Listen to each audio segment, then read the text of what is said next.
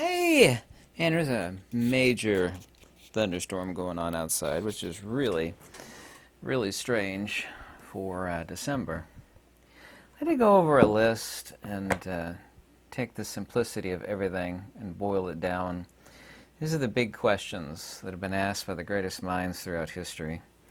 And not even Plotinus or Numenius or Citianus or Walter Russell or Nikola Tesla, you know, we're able to take everything and boil it down. Simplicity is divinity, and everything must be absolutely reducible for the ultimate golden Occam's razor as to everything that encompasses. Does the center hold? The center must hold, and it must follow Occam's razor. You can't have the this over here and the that over there of nature. It must follow absolute simplicity. This idea of physics versus metaphysics, of course I even use those terms. Physics, of course, is about objective reality, which is ultimately not real, and metaphysics is about the substrate underneath phenomena.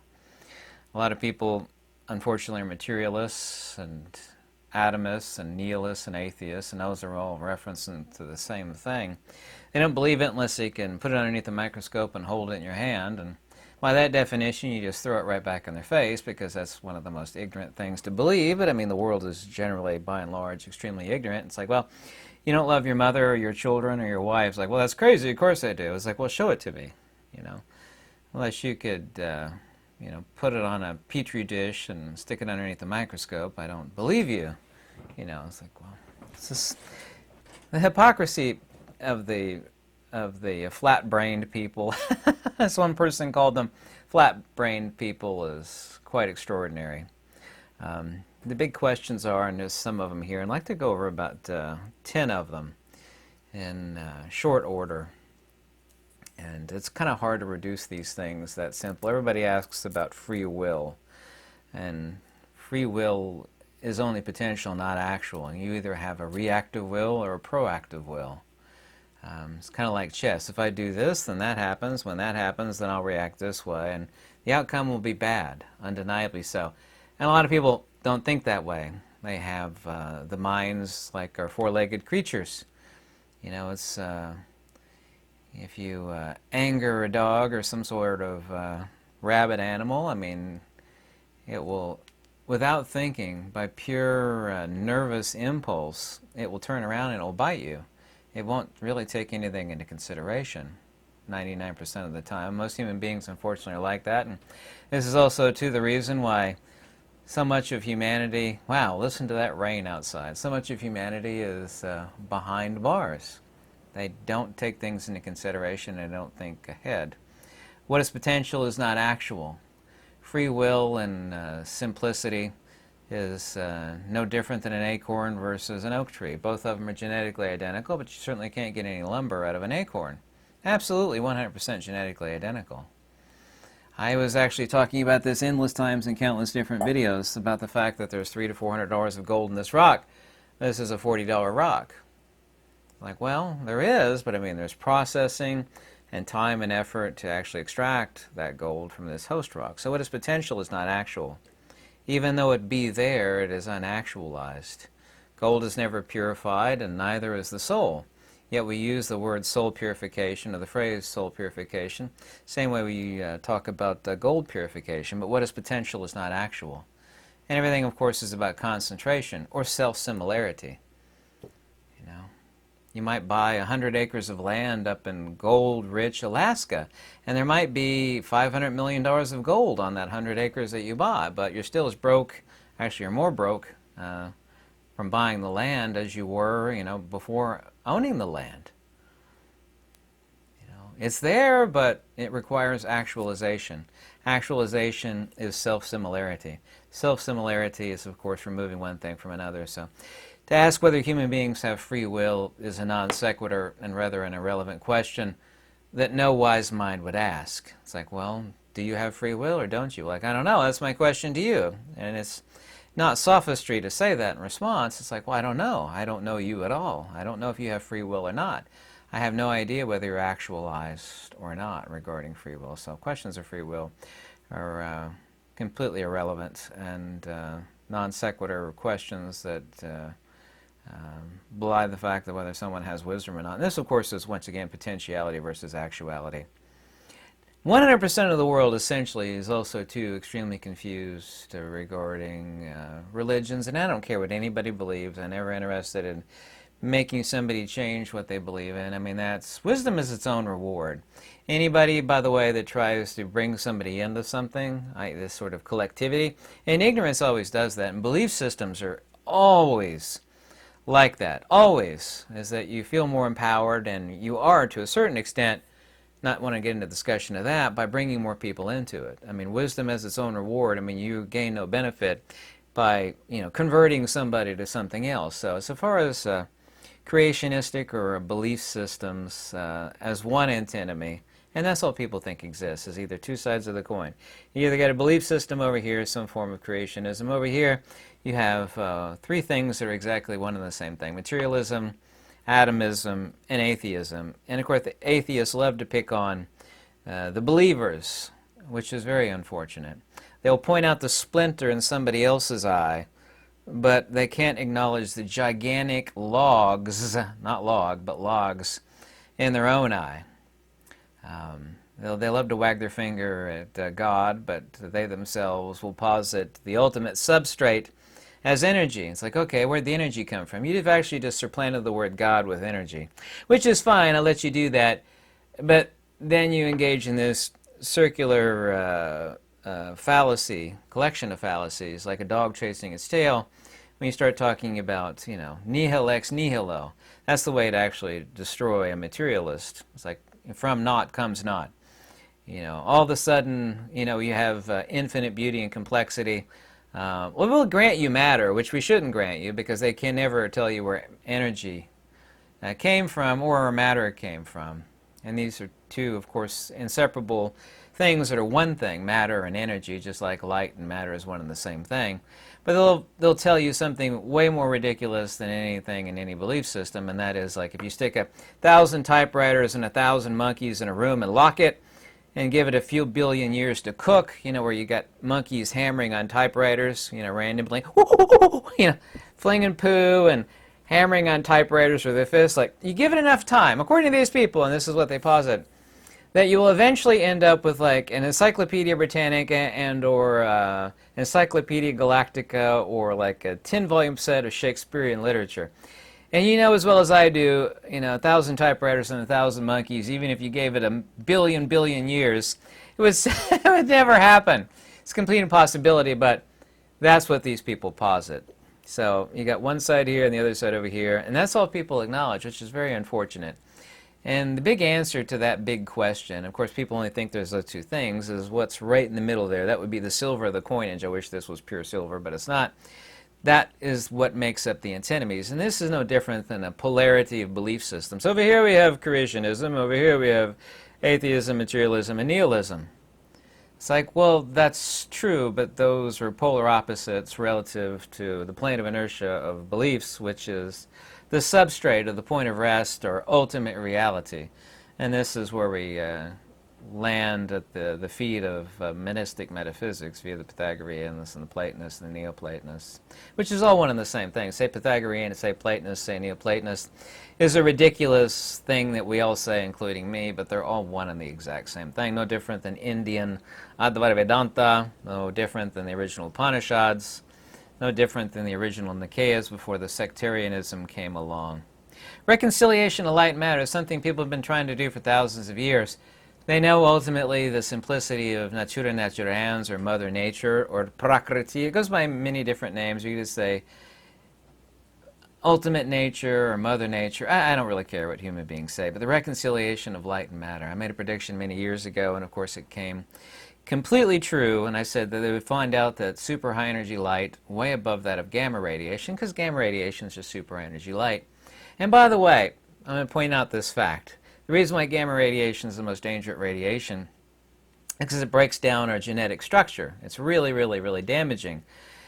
And the reason why it is such is because its spatial volume is incredibly tiny, yet its capacitance is incredibly high. So it acts like quasi-matter. Gamma radiation is technically super high energy light, undeniable. Every scientist on Earth agrees with that fact, but why is it so dangerous? Because its capacitance is so high, it basically acts almost like matter, because it breaks apart our genetic structure. And several multiplicatives above gamma radiation, we actually have a circular frequency, where propagation can no longer occur. We have a propagation barrier, and that's where hydrogen exists. And every atom is a multiplicative of hydrogen. Yeah, a harmonic of hydrogen. You should also look up Walter Russell's table of the elements. Something that they never taught us about in school. So this great secret about light, what it is, how it is, why it is, and the reconciliation of light and matter is a neat little LED light fob there. Is fundamentally simple. By the way, this is the reason why LED lights are so bad for your eyes, is because it is point source light. I've talked endlessly about point source fields. So the reconciliation of light and matter has been solved. I told people they discover that, and they did. We had constructive interference between two super high powerful lasers, and that created matter. And I told people that would happen many, many years ago. So reconciliation of light and matter. Done. Ideas of original sin. Original sin, or prima causa, this spiritual self-flagellation that exists in all creationism, is this idea of prima causa, original sin, or first sin. Adam and Eve, take your pick, whatever you want. That's actually not found in monistic metaphysics. There is no first cause or original sin. There's actually attribute. Nobody, for example, sees light. They actually see illumination. Light is the principle of illumination, i.e. the fundamental substrate would be the first digit in the Fibonacci sequence. And the second digit in the Fibonacci sequence is also 2-1. It's not a separate one. It's the same as the first one, but it's attribute. So principle and attribute, light and illumination. This conjugate pair that exists across the entire universe from one side to the other. And it all becomes completely reducible in talking about dielectricity and magnetism, because magnetism is a dielectric field. Magnetism would be relative to illumination, or dielectricity would be directly relevant, analogous to light. So you have this conjugate pair, man, woman, light, illumination, dielectricity, magnetism, principle, attribute, the monad, or the agathon, or the absolute, or the divine, or God, and of course the secondary, which is goes by the demiurge, or the euristos dias. It's also too called dolma. Goes by many different words. I don't care, countless words that have been applied to it over the thousands of years, rather the fundamental nature of what something is. So we dismiss original sin. People talk about karma. There's no great filing cabinet up in the sky that's keeping record of deeds. The question is, of course, do people think they are, and most people do, think that they are an agent to and in and of samsara. Actions and the ideas of actions and connections to actions, of course, engenders the fact that we think that we're agents in and of samsara, and we are not. Actions are connected to agencyship, and agencyship identification, of course, is due to primordial agnosis, thinking that you are an agent in and of this world, and of course we are not. Here's the other binary, mind versus consciousness, nous or chitta or spiritus sanctum, regardless whether it be Latin, Greek, Pali, or Sanskrit, relative to consciousness. Yeah. Principle attribute, we got another binary pair. That would be relative to the signal, the spirit, the nous, or the mind. The signal, which of course is not in the radio. The radio doesn't have a signal. Yeah. Versus consciousness. Consciousness, of course, is the consubstantiality between matter and the radio. In the case of the body, the antenna is water. The Tamias 23c talks about this. The reconciliation between how is light and, spirit and matter to combine, and the third thing is required. That third thing, of course, is water. And that particular water molecule is the only, literally, the only perfect incommensurable geometry in the entire universe, which is the 115 triangle, the 108, 36, 36 isosceles triangle, which you can actually see right here upside down on the back of my hand, and that particular triangle in triplicate makes up the only symbol, of the Pythagoreans, and who knows before them, the pentagram.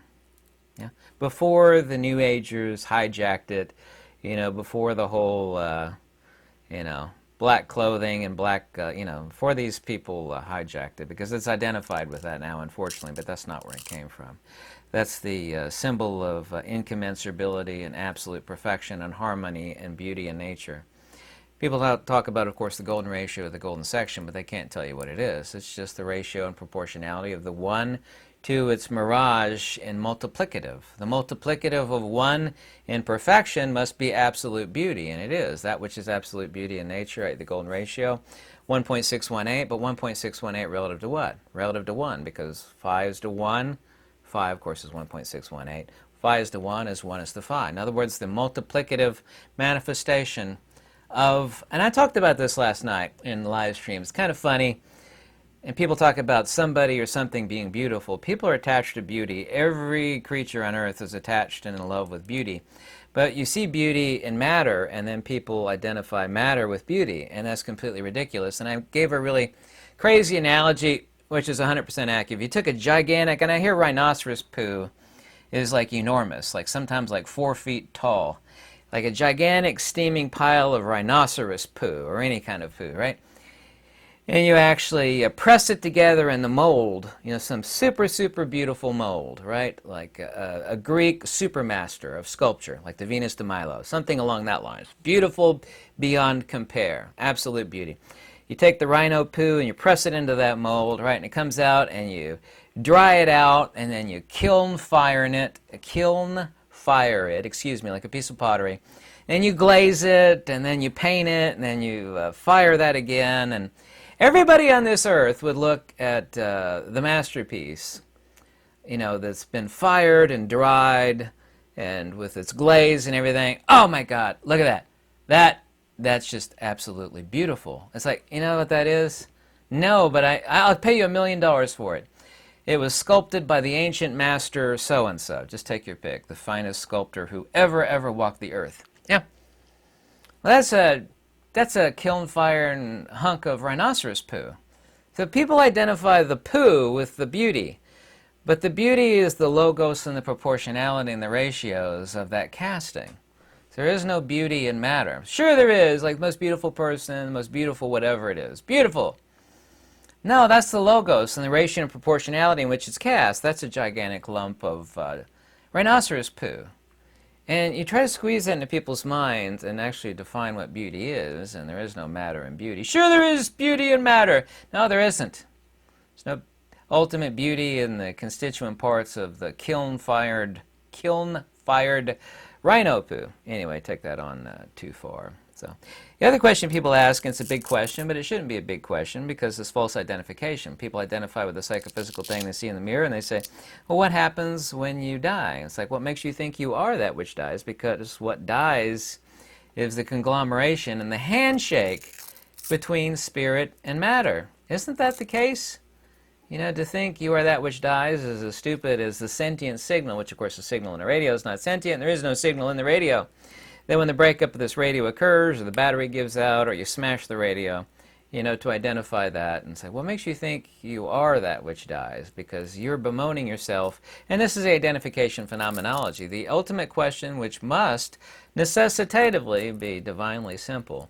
It's like, why does a person cry when they see a sad movie at the movie theater? They're not connected to it. They're not attached to it. It's like, why? And that confuses people. Like, someone goes sees like the saddest movie ever, and they start crying, and they get miserable. Like, why is that the case? Why? The identification phenomenology, you're projecting oneself into something else. Isn't that the case of the primordial agnosis of false identification with the psychophysical? Say the signal were sentient, which of course it's not, but to take the analogy to its true fruition, identifying with this radio. This radio was, and of course the antenna is analogous to water, the battery is analogous to food, which of course we must recharge the battery all the time, just as we have to recharge our own battery. And consciousness, of course, goes no further, which is the reason why empirical knowledge doesn't transcend death. That would be analogous to the DTMF codes and the memory in this radio. That would be analogous to the broadcast, analogous to existential consciousness, which is the consubstantiality between matter and spirit. Retroduction apophatism in the via negativa that defines theurgy is really, really simple. It would be the sentient signal pulling back away from any identification with, in, or as the radio, such that when the radio breaks, which it necessitatively must that there is no suffering, no misery, on and on and on and on. There is, by the way, no metaphysics ever in any translation talk about the ending of physical suffering, because when embodiment occurs, the necessity of psychophysical suffering cannot be escaped. There's no wise master in any translation who ever transcends physical suffering. When the embodiment is present, then physical suffering is necessitated. A lot of people think that's what religions or metaphysics is for, to get out of. So, I'm being so miserable, I don't want to be so miserable. It's like, if you're the wisest person on earth or the wisest person who ever lived, your arthritis, your cancer, all of that stuff is, it's still there. You're not going to transcend it. Wisdom isn't going to free you of psychophysical suffering. There's no mention of that anywhere, unless it's some sort of wackadoodle guru that talks about that kind of stuff, but no genuine wise text ever speaks of any such thing. So what happens when you die? It's like, well, what makes you think you are that which dies? Attachments, fears, angers, desires, and identification with the psychophysical, of course, is due to primordial agnosis, false identification. Polarity. I keep telling people this, and people can't wrap their mind around it. A magnet doesn't have poles, for example. It has the inverse of counter space. People also, too, talk about the simplicity of nature. Someone was laughing last night, telling everybody, this guy doesn't believe in multiple dimensions. So length, width, and depth is like talking about ice, water, and steam. It's all water.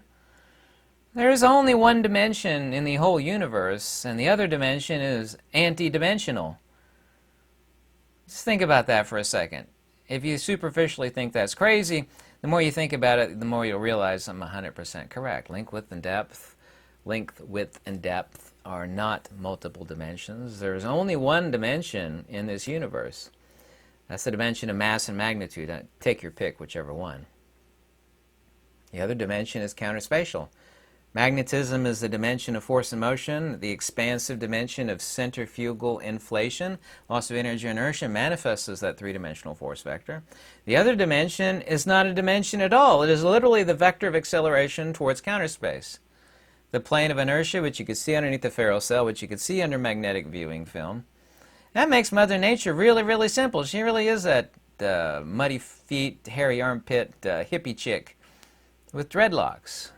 God, take your pick. God, Mother Nature, Prakriti, Dhamma, Natura, Naturans. I don't care what word people use, but there is no polarity in nature. Point source, trying to explain all future technologies and the things that we actually hold dear, that, that we're so amused by, because a magnet's a point source object. Talking about light and magnetism and the polarity thereof, because light is no different, like the transverse circuit of the coaxial circuit of light is no different than a propagating, and it's not propagating from point A to point B, it's actually a disturbance in the medium itself. This is the reason why Nikola Tesla said, really the most important quote Tesla ever said, yet nobody really ever quotes that, is that light is nothing other than a sound wave in the ether, because nothing emits sound. Sound's not an emission, it's a disturbance in the medium. This case being air. Case of light, it's a disturbance in the medium also. Light's not an emission, it doesn't travel, it doesn't have a speed, that's the rate of induction or hysteresis of the medium. It's not a particle, it's not a wave-particle duality. There can be no dualities in nature. Reconciled light and matter also, but light in simplex is just this incomplete torus. I was about to say toroid, but then I said torois. I'll edit that out. I meant to say torus instead of toroid. Magnets, lasers, liberation, a magnifying glass. If you take a piece of flat glass, and I have a piece of flat glass right here. Yeah, right here. This is a really expensive optically flat glass. If I pass some light through this flat glass, it's all coming down here. If I take the same amount of light passing, it's not passing through, it's not moving, it's a disturbance in the medium, but I'm so used to saying passing through as if light is actually passing through stuff, but that's just a matter for convenience of discussion.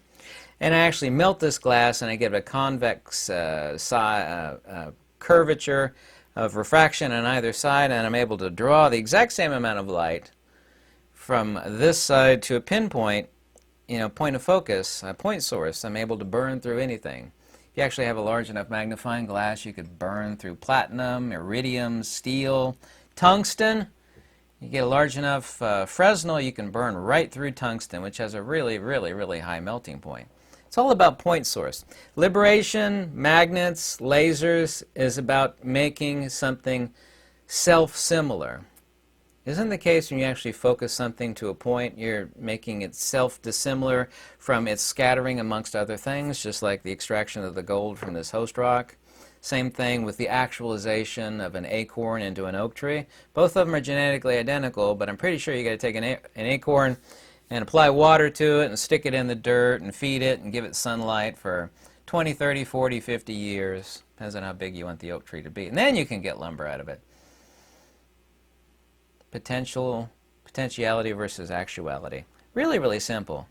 Energy versus force. All of humanity is confused. They think of energy as like a gigantic mushroom cloud, for example. That's not energy, that's a dissipation of energy. That's the impotency of energy.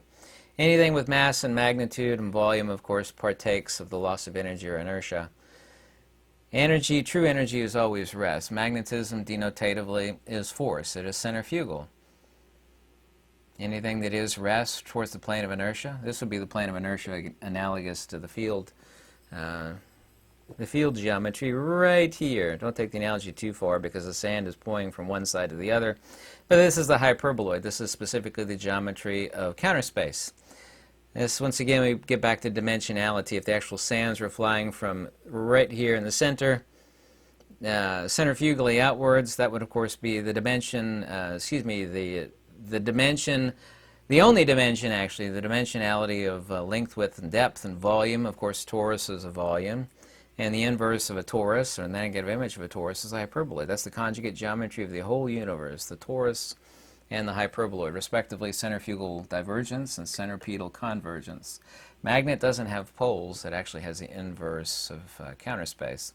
Loss of energy inertia, which is no different than speaking about illumination relative to light, is no different than speaking about magnetism relative to dielectricity. The entire universe is composed of modulation. Modulation of self, seeing what is extrinsic to self and modulating and, of course, being embodied. Let me go on to part 2. Okay, this is part 2 of the video on the big questions. We're talking about modulation. Embodiment, of course, is modulation. But, whoops, let me put my microphone on. You still heard me fine. I'll edit that out of this video. This is what happens when you think a million miles a second about a lot of different stuff all at once. You'll like stub your toe, or you'll drive past something. This is the downfalls of being in deep thought, huh? Modulation, embodiment, yeah, frequency. Every ancient metaphysics which is true and pure speaks of liberation as the removal of modulation. Bhavni roda nabandam, suvi muta chetasa nabandam.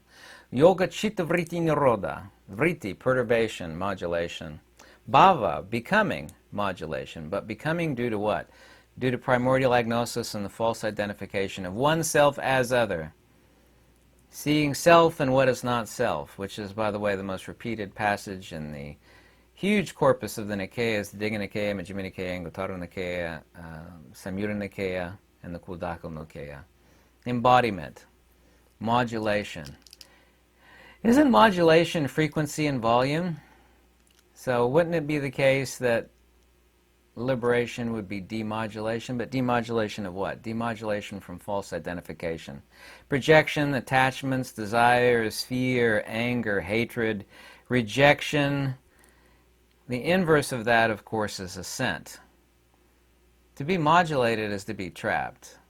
The only way any frequency is able to be trapped, not just literally trapped, to be dialed into, and then of course this is embodiment, not that there's a signal in the radio, nor is there a soul in the body, but that's of course not a denial of the signal or of the soul, is by identification and modulation. The modulation of seeing self and what is not self.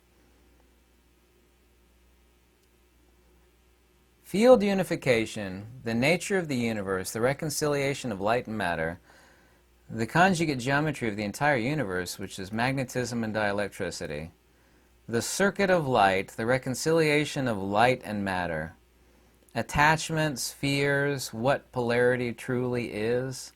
Magnet has poles. Sure it does.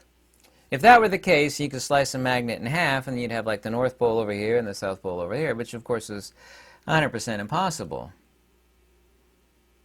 If it is the case, and it is the case, and no one said this except for me, that a magnet doesn't have poles. Sure it does. Everybody knows a magnet has polarity, North Pole there and the South Pole over there. If that were the case, then it would be separable.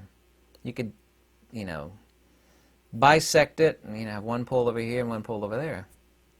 But you can't. When you cut it in half, you have two new magnets, each with its own midpoint.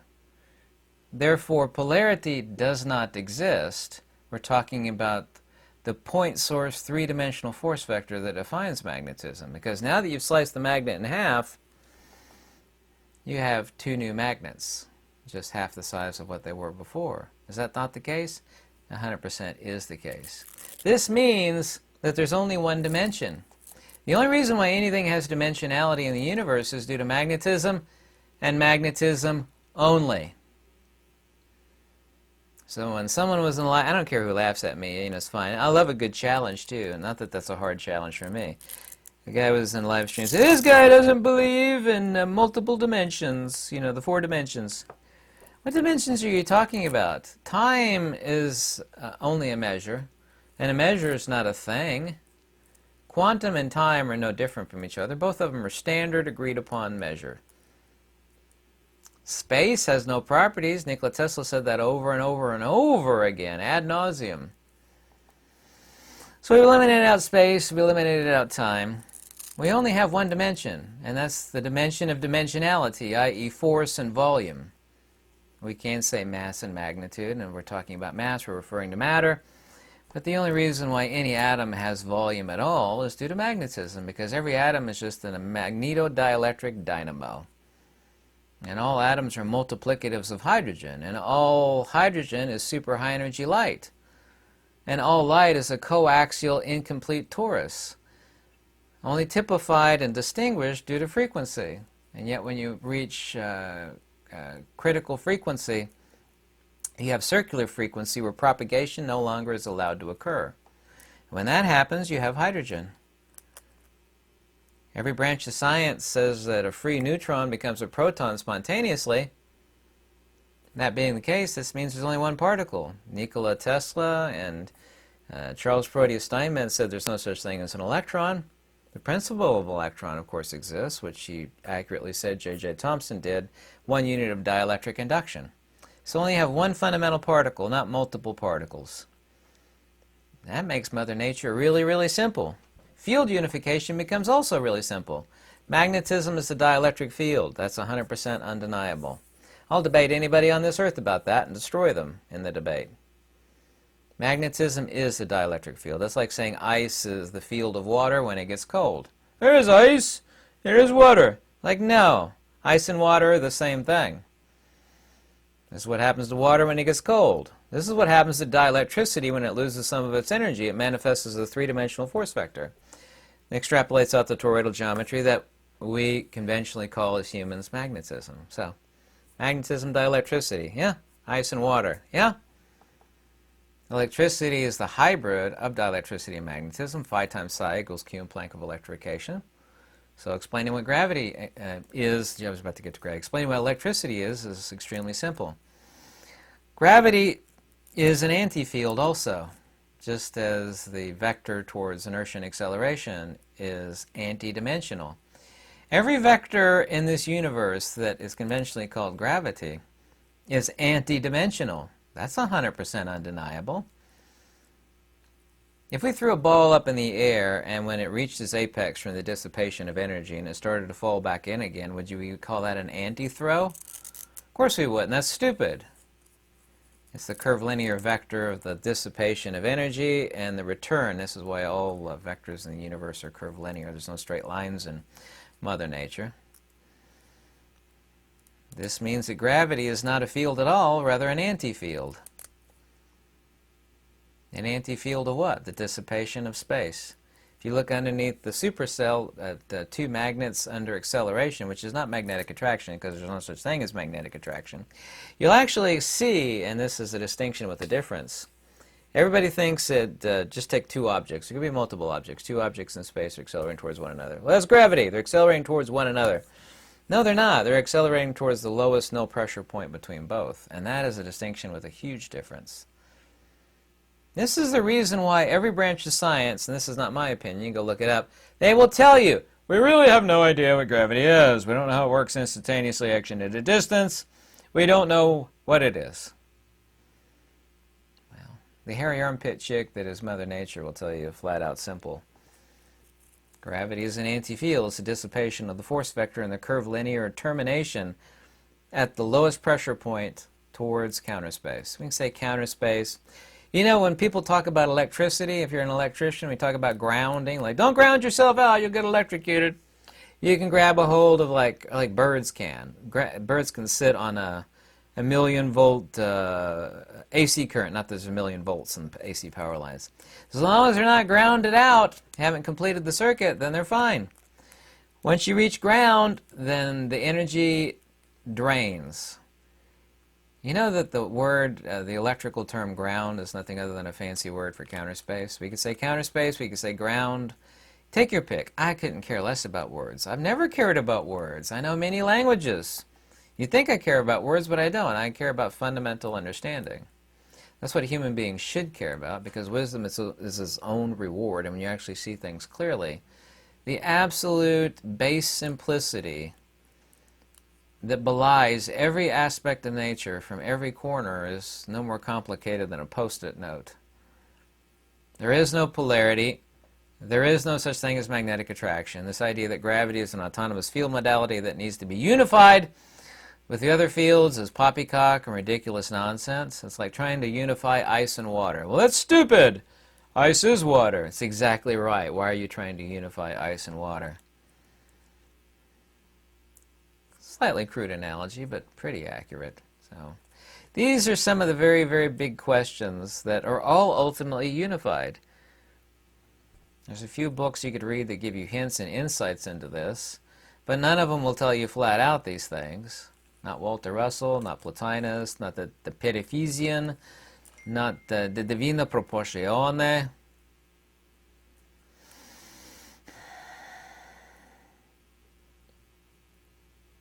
I hope you liked this video. Send me an email if you have any questions. I don't want to make this video too long and bore people to death. Any donation is always warmly welcome, and I have a lot of free articles and books that I've written in the description below, including a list of definitions. That's also too in the description below. Have a lovely day. The thunderstorm outside has subsided. That's nice. It was raining really hard before.